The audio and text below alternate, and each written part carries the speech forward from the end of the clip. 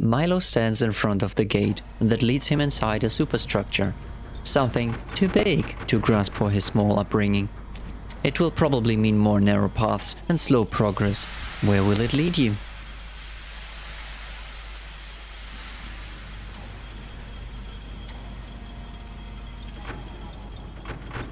The gate opens.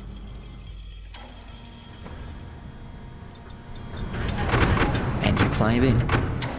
It is dark around here, and you would like to have your lantern with you, but you had to leave it behind at some point, and it is too late now.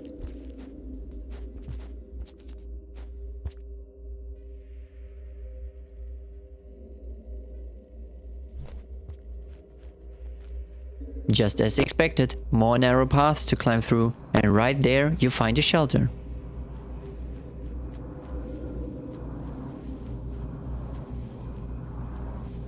Even though you have plenty of time, you still want to make sure you relax before you explore uncharted territory in this superstructure.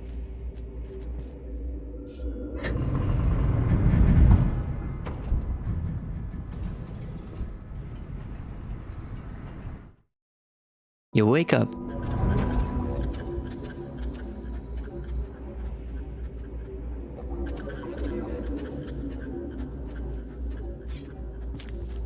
Grab your spear and worm body and you head out.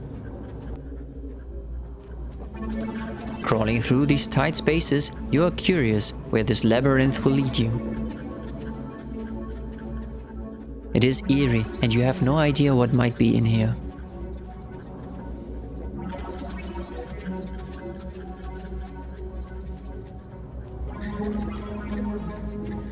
Suddenly you crawl out of this tight space and you feel very light, as if something turned off your weight. It is strange to fly around like this. Instrad helps you find perches to reclaim some control. While you are in the air, you have not much control over how you move. Once you jump in one direction, you just continue without the possibility to correct your path. As long as you have something to hold on to, you can still maneuver around. Sometimes you know what to do, but can't quite execute it as well as you would like to.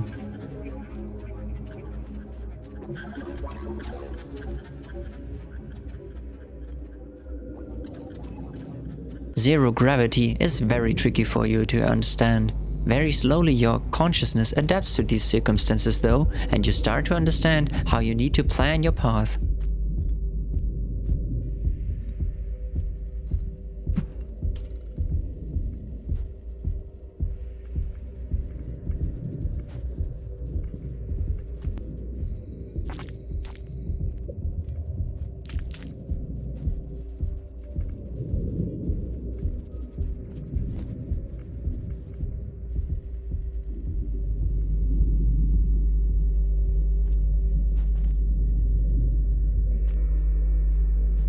While you were in the air gliding around, you caught something peculiar, and when you eat it, it tastes as if you have eaten what the centipedes usually use to deter danger. Wait, you have started glowing after you ate one. Now this is convenient, and it also helped you fill your belly a bit. That means those flying thingies that are unaffected by this floaty environment are edible, and you need to take some time to catch a few of those that were hovering there. It seems this area is not dangerous, so you allow yourself to be clumsy and take even more time to jump after those little thingies. Sometimes you let go of your worm body because you try to catch them with both hands, but fail and continue floating past them. It really is tricky and hard to move in this manner, especially in this big open room. But once you have your worm body in hand again, you can use it to cling to the walls. They surely provide more reach and this needs to be used. Crawling along the struts, you think you have positioned yourself well for a pounce.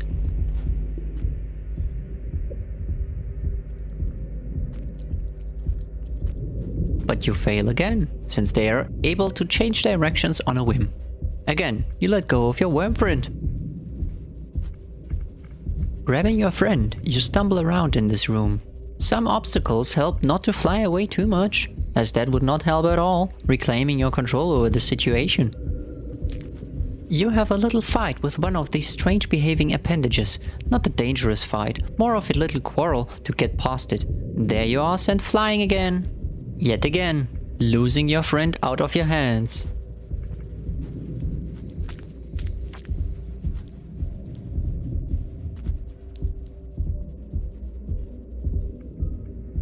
You think about how much time you still would have had left, deciding you have spent enough time here.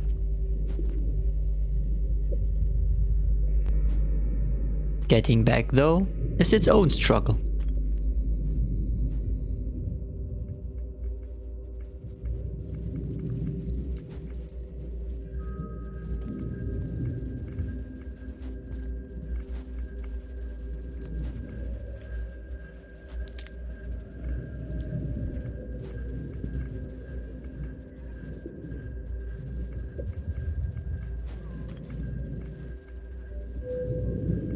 At some point, you give up chasing after them and you find your way through the next tunnel.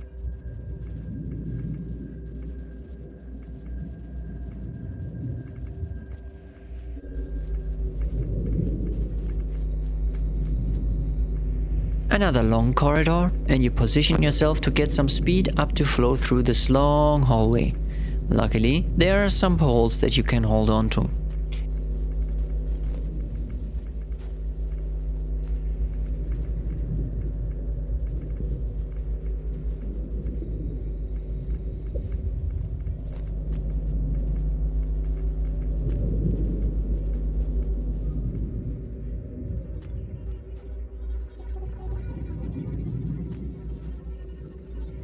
At the end of this hallway, you get caught by some red centipede-looking thing, but it seems harmless and is more like a net that caught you.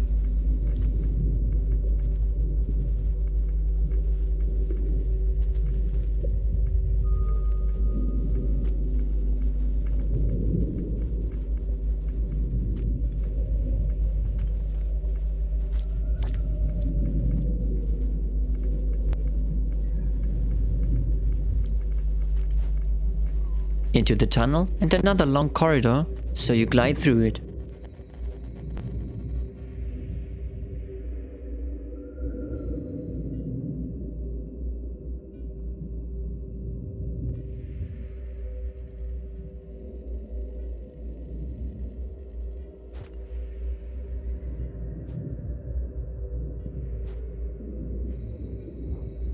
A little tight space breaks your progress, but crawling through you can easily continue on the other side the same way as before.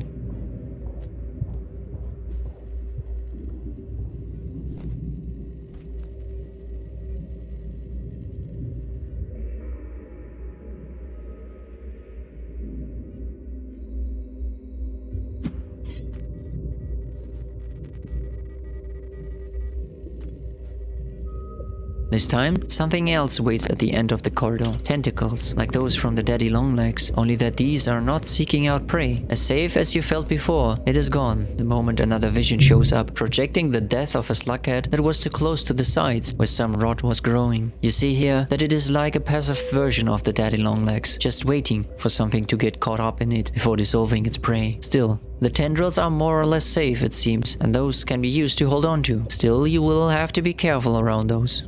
A leap to the next strut and into the tunnel, or so was your intention that you failed to execute cleanly, so you float a bit panicky towards the rod, but manage to slowly correct back. You are too confident when something is very close to reach, therefore you overshot again and fail to enter once more. This time you get in, and even find a shelter between more narrow pathways. In your mind map, you wonder where this all will lead you, and if you are really safe in here.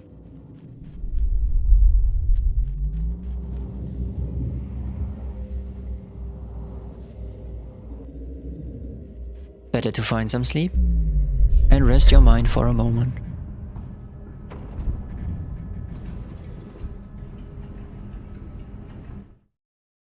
Grabbing your spear is the first action you take after waking up, all while already on your way out. Through more narrow pathways you climb and take the tunnel down right. You enter a gigantic hall with rot all over this place, and right in the middle you find some mechanical marvel that is turning the gravity on and off. But you have no time to wonder, as one vision after the other haunts your visual perception. Just as it was on the exterior, you find yourself in a room that was the end for many slugcats. You spot bulges that look like Daddy Longlegs' cores, but are not really separated yet. One can even see how this machine is distorting space around it. In a small time frame, the visions stop for a moment, and you can focus on holding the right tendrils to get over the gravity core machine. You are distorted as well as you came too close to the core, but you fight through the pain and pull yourself out of it in one piece. As it stops, you hang there on a tendril and look down. Swinging from one side to the other, you gamble with a risky move to get some progress done. You succeed. Hanging on this other tendril now, more visions are shown beneath you. It seems another slugcat had this idea as well, only to not hold on in time and falling all the way down, to then be torn apart by the rot that is thriving there. Climbing up this tendril, your visions continue above as well. Every little misstep could be devastating, as all those unending visions. Milo needs to be careful and patient to not fall into the sticky mass of death. While you hold on a safe pole waiting for the gravity to be lost again, you float up. You leave this room behind you.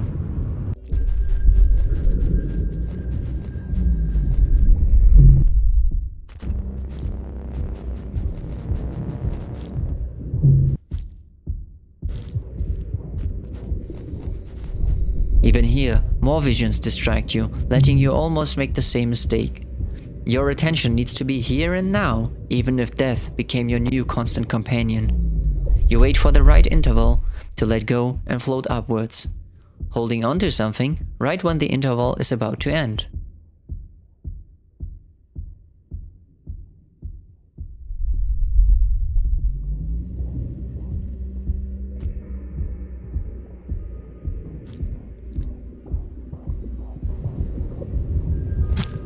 Right, when you reached the top part of this chamber, the interval changed again and you fell all the way down, knocking you out for a moment, but you get a hold of yourself and wake up. Milo's a lucky one. Would he have landed on something soft? It would have meant his end has come, contrary to what one usually would think.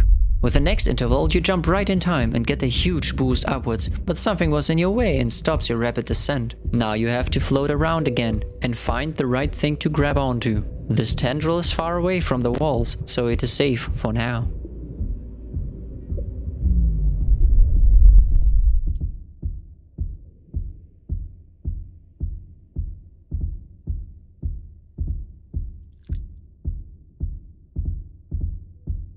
Another interval, and you can make good progress again, although your float was slightly to the right and might have ended up badly, but you had it under control, with the end of the interval perfectly timed.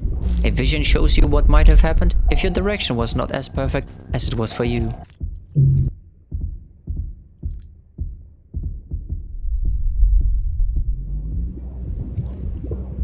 While you float up again, a vision distracts you again and you almost landed in more growing form of rot. But you managed to bounce off of it in the last second. That meant you fell down a bit again, but at least you didn't die, getting digested alive. You wait and mentally prepare for the next push-up.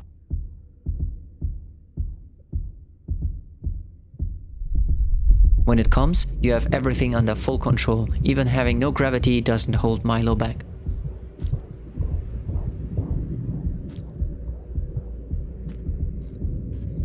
Next room, more rotting walls and a vision that shows an overly enthusiastic slugcat balancing on a strut that fell down anyway. You see it struggle to free itself before getting slurped in. Better keep to the middle of it all. And also the middle tunnel. Another room with rotting walls, but this one seems to be a bit cleared off of them. Quickly, you traverse it until you end up in a very clean room. No rot. No creature, just you, some struts, and some flying thingies again. And because it is safe in here, you take your time to catch the thingies and eat a bit. Hopping from wall to wall, you cut off their flight path. It's not much, but it's something. You think it is unfair that they are able to maneuver around without gravity, but you are floating like a lost balloon.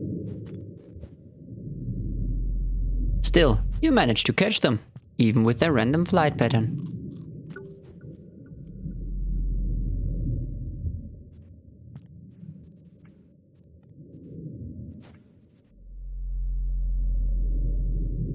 You see a spear and get it as well.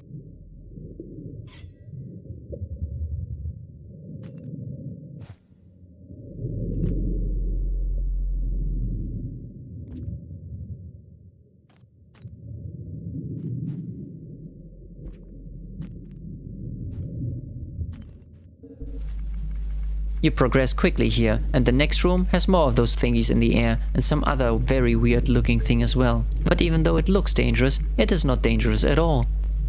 This is your chance to fill up.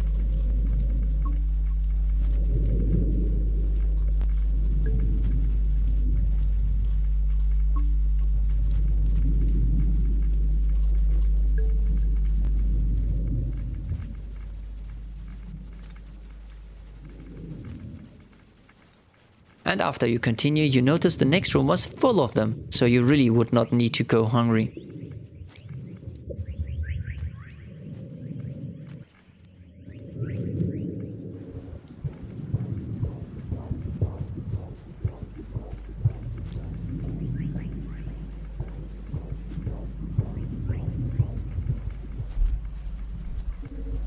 Room after room, you explore floating, and some have these red bricks in the middle that you are curious about.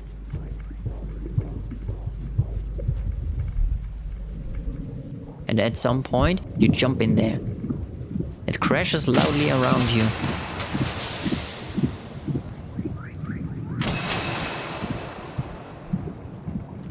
But it seems it gets repaired without issue.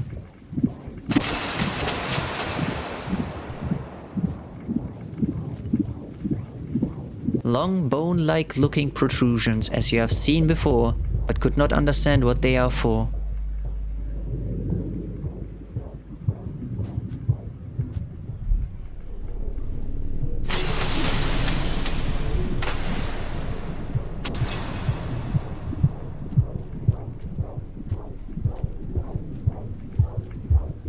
The more you advance, the more the background seems to change and project wave-like movement.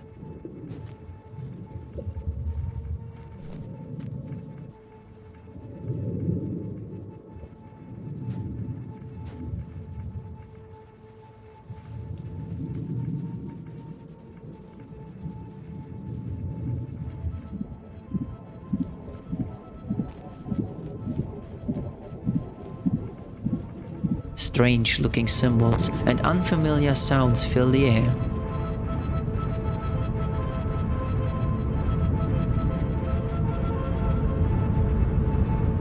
You are lost in this visual spectacle, and it is not easy to find your way, even though you are a glowing little slughead, hopping from one red thread to the next, floating through this vast space. It is mesmerizing, and you feel a bit lost. Slowly, you start to understand which way to go, though it is not easy in your floating state.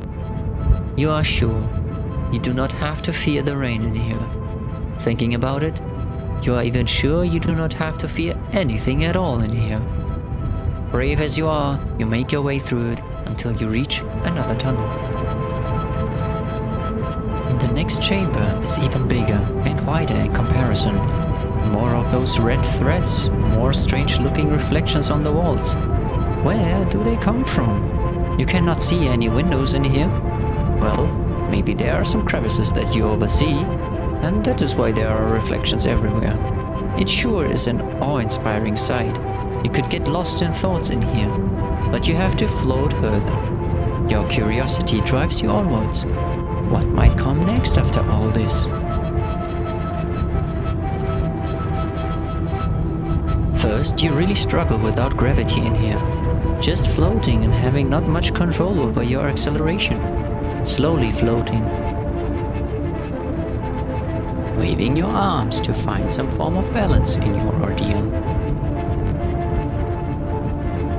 Nothing is in reach, so it takes a little moment, floating, balancing.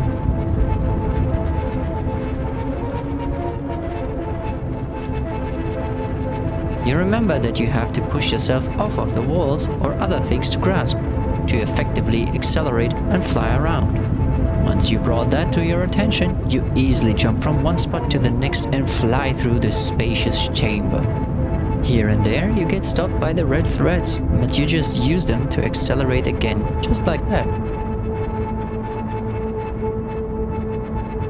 At some point, it becomes simple geometry for you.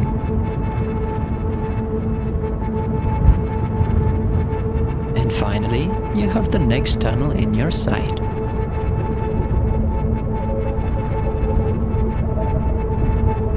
Entering it, you find another one like the blue figure. It is startled by your presence and starts gravity. It looks like it is trying to understand you, but you cannot understand what it is. There is some sound coming from it. What does it mean? You do not understand this being.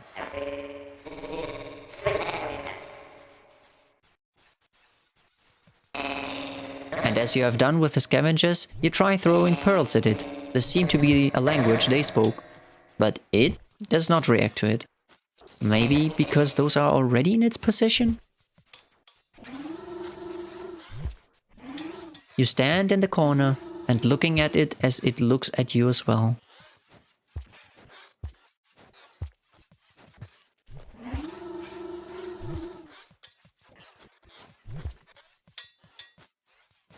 More symbols appear on the wall behind you. How is this possible? Where do they come from and how are they suddenly there? Who painted them there? They disappear and reappear. They exchange and move around. Were those projections outside not reflections of waves inside these big chambers?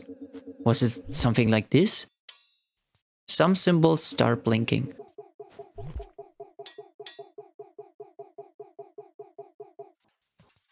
Afterwards, a picture is shown, but you cannot make out what it is that is shown.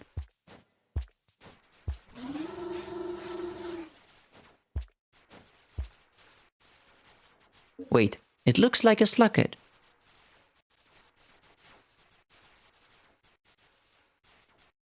The slughead has something in its head.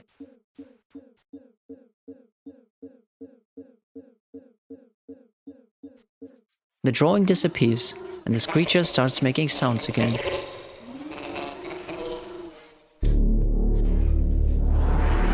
Suddenly, floating. Headache, and you stand up again. Is this reaching you? A little animal on the floor of my chamber. I think I know what you are looking for. You are stuck in a cycle, a repeating pattern. You want a way out. Know that this does not make you special. Every living thing shares that same frustration. From the microbes in the processing strata to me, who am, if you excuse me, godlike in comparison. The good news first. In a way, what you are searching for, me and my kind have as our purpose to solve that very oscillating claustrophobia in the chests of you and countless others. A strange charity, you, the unknown recipient, I, the reluctant gift, the noble benefactors, gone. The bad news is that no definitive solution has been found, and every moment the equipment erodes to a new state of decay. I can't help you collectively or individually. I can't even help myself.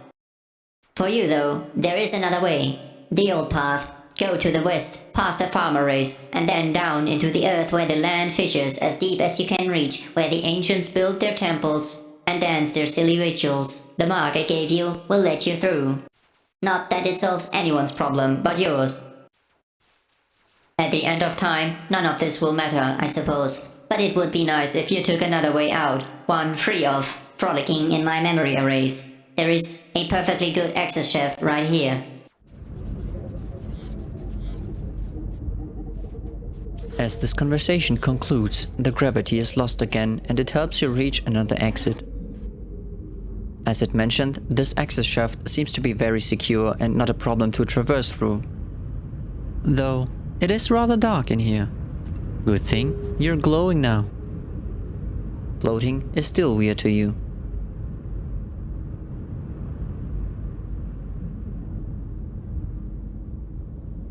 But hey, you have found a spear to take with you. As you follow this shaft, you spin around a lot and try to help yourself with the struts on the sides, but even grasping them is not as easy like that. From side to side, but still very slow progress. Slightly faster than usual though.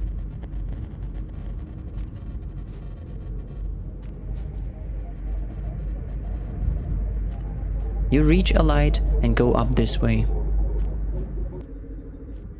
If something were to happen now, you would be helpless, but you believe that being for it to be safe here.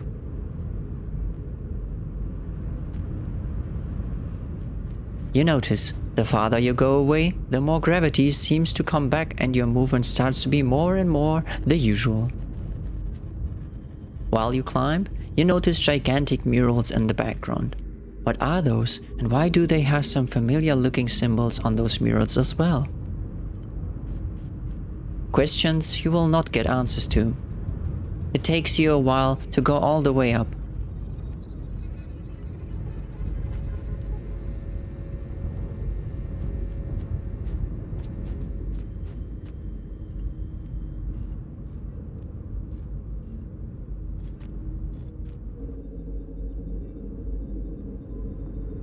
Up top, you do not know what might happen from here on out.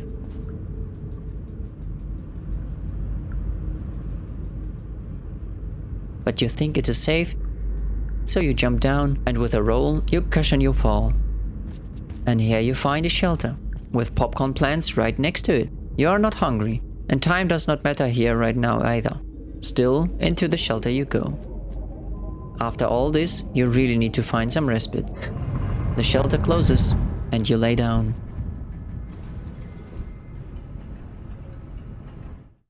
You dream again. You dream of this encounter with that strange, robotic being that claimed to be godlike. You don't know what to make of it.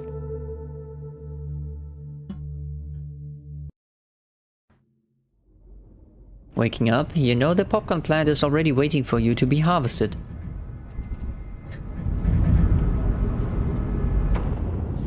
When it comes to the shutters opening, little Milo is very impatient.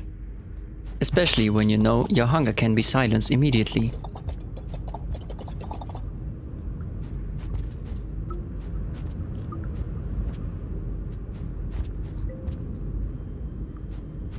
Right after you ate up, you hop towards the next tunnel. You go ahead and find a gate to traverse. Usually, the episode would end here, but something eerie is in the air. Something calls to Milo, and he follows those uncanny whispers. For now, you have to be patient and wait for the gate to open. Same procedure as every gate. This gives you ample time to think about that glowing square above your head, the mark, as it was called by that robotic individual. It makes you feel special, in a way. Gate open, you run along. Going this way, you see that this was a way better option to get to meet that being, but you wouldn't know any better. You did not even know where you were going to begin with. All you tried was get back to your family. Now you have the mission to go west and explore something you were told about. At least this time, you have a direction to follow. You are so high up that you can see what is in the distance.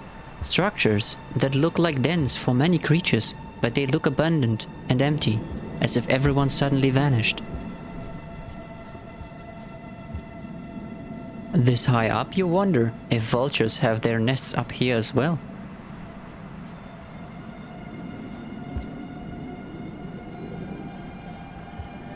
Still, as usual, Milo treads carefully out in the open, and every chance to find some protection is used. Because of that, you even find a pearl to take with you. Even though there is no danger inside, you already have the habit of traversing open fields quickly.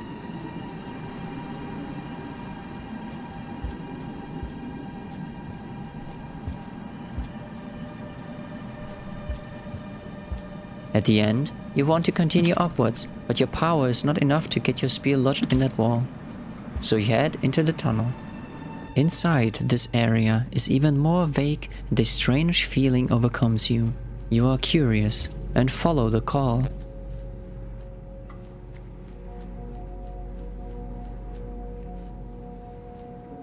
Out of the tunnel, you witness it. We can feel your presence, little creature. Your attunement has become much closer to ours. The mark you received is an unimaginable gift. The struggle, the cycles. It can all fade like a morning mist beneath the glory of the sun. We found a way. Suddenly, darkness, and you wake up in the shelter again. Was this real? What was this ghost-like appearance? Crawling out, you notice an unpopped popcorn plant. Once again, you throw your spear against the plant and feed to satisfaction. Hop, grab, eat. Hop, grab, eat. Not giving what happened any more thought. You continue hopping on your way. Here we are at the gate again. What was all this that little Milo witnessed this time? So much happened, and even more to come.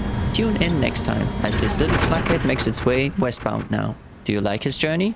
A thumbs up may show that to us, or a comment might tell as well. Consider subscribing to not miss out what he may encounter next.